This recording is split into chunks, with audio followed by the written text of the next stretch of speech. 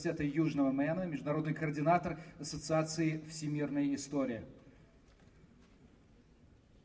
So, welcome.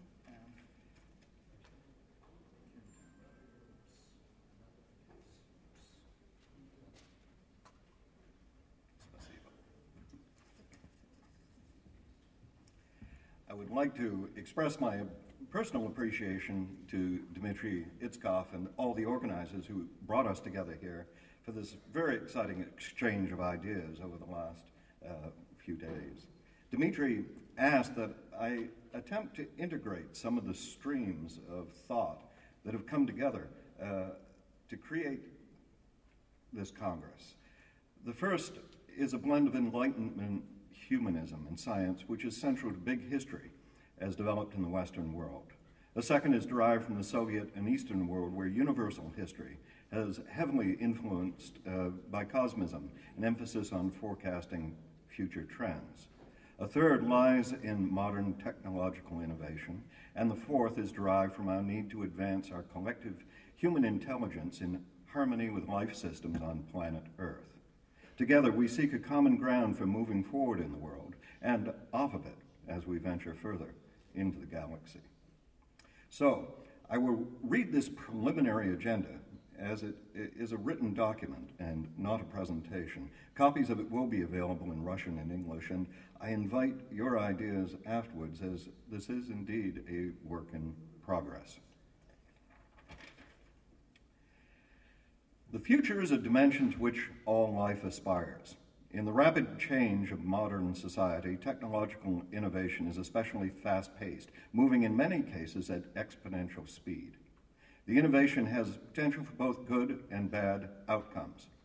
Some innovations provide better quality of life, from medical cures to improvement in food and shelter. Other technologies provide mere amusement. Some result in an imbalance and inequity in the world, from the exclusion of entire human groups from global decision-making to degradation of the planetary biome. And still others, such as massive weapons development, have produced decisively negative consequences. These problems are generally unintended. Few people overtly seek to harm others. Major tragedies like the chemical spill at Bhopal, the nuclear meltdown at Chernobyl, and the oil spill in the Gulf of Mexico were accidents. Even war is not sought as an end result, but is seen as a method to obtain security. Nonetheless, all of these problems are expressions of the values, concerns, and priorities of our present-day global civilization. Monetary reward and what it can buy has become a common standard in today's world. Large-scale consumerism exists side by side with degrading poverty.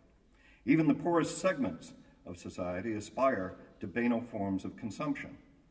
This is a result of monopoly marketing and pervasive media outreach. It also represents a lack of value ascribed to the basic necessities of life, from water to trees, until they are commoditized and marketed as bottles of Perrier or IKEA cabinets. Much of the world's natural resources and technological and creativity go into wasteful pursuits. For example, seeking short-term profits, society uses dirty and outdated energy systems. A result is smog-clogged cities as petroleum reserves decline. This threatens future generations with a conundrum of health problems and environmental decay, as well as an increasing lack of energy resources to correct them. Such contradictions appear wherever we look in the world today. Indeed, the world threatens to devolve into islands of educated and wealthy elites surrounded by wastelands of death and decay. In addition, the eradication of species and ecosystems around the world is happening at such a rapid pace that the planet's collective biome is threatened.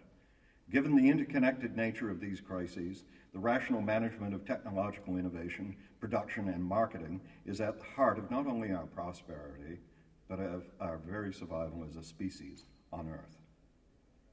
How can innovation address these issues of values and priorities? The majority of the world's population does not have access to high technology, although they are affected by it. Up to 30% of the global community has access to information and computer technology. Now, while this seems significant, it is not. It's only 2 billion out of 7 billion people. In addition, this majority of unconnected citizens also do not have access to clean water, nutritious food, adequate health care, proper shelter, or basic education. This situation represents an enormous loss of people who could help to advance global innovation if they were to be included in the process. While innovation is often presented as a technological process, it also needs to be applied everywhere and to everything. We need innovation in human affairs, from family relations to business affairs. Innovation has to address both ecological balance of species and destruction of inorganic habitats. Alternatives must be found for warfare and the arms industry. In short, innovation is a process that applies to all existence. There needs to be global mechanisms for review and regulation. A significant danger lies in wildcat and irresponsible implementation of technology and other forms of innovation without understanding the consequences, or the ignoring of those consequences in order to obtain higher financial profits. This especially is true given the potentially devastating and rapid nature of genetic engineering and nanotechnology. Therefore, in tandem with technological innovation, we need innovation of social mechanisms to manage them. Today, innovation takes place like a patchwork quilt. In some cases, it's done by individuals or teams. In others, as research centers, or institutes or agencies, and in still others as national or international programs. Sometimes it comes from military or theoretical adaptation, at other times as community needs or corporate agendas. It trickles up and trickles down and trickles side to side. Internet activities from Twitter to email have made profound impact on society throughout the world. Nonetheless, while innovation is shared to a greater or lesser degree through journals, conferences, and private communication, much of its dissemination is erratic, uncoordinated, and often goes unnoticed. A large, well-coordinated paradigm shift is needed on a global scale. The adversarial, anti-intellectual, and money-oriented nature of the world's political and corporate milieu today hinders rapid beneficial change from happening. One of my fears is that technological innovation will become an excuse for destruction of the earth. Hidden in the belief that technology will save us is the idea that technology therefore gives us the license to totally consume the natural world, a modern form of deus ex machina, with technology replacing the gods. Although there are progressive movements inside of capitalism, government, religion, and education, this change is too little and too late. In addition, these social structures themselves prevent adequate change from taking place. State capitalism and corporate capitalism are two sides of a debased coin that cannot purchase our future survival. The constant growth and profits that capitalism requires cannot be sustained, especially under the conditions of today's overpopulated and stratified world. However, we need the incentive and rewards of hard work and useful innovation that free market systems provide.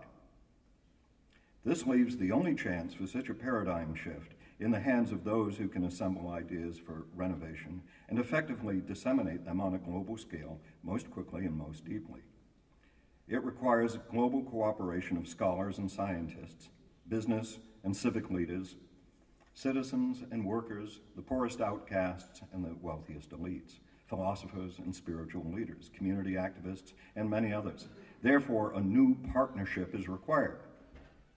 So how do we make this happen? What is the process that needs to be followed? We've had many brilliant ideas and innovations presented at the Moscow Congress of Global Futures 2045. These innovations are very exciting and very important, but the big question is, how do we link them? How do we promote them? How do we popularize them in such a fashion that we create a new world consciousness, a new world civilization, in what my friend David Hooks just called the global enlightenment? So this, for me, is the most important question of this Congress. Given the challenges we face on Earth today, how do we make the needed innovation happen? The question's not about 2045. The question is, what do we do in 2013? What do we do in 2014? We have the vision, but what we need are pragmatic steps. And I'd like to conclude with a paraphrase of a quote by Thomas Edward Lawrence, Lawrence of Arabia.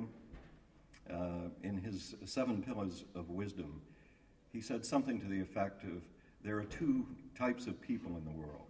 There are those who dream in the dusty, dark recesses of their minds, in the depths of the night, and these are fantasists. And then there are those who dream in the bright daylight, and these people are very dangerous people, for they have the ability to make their dreams come true.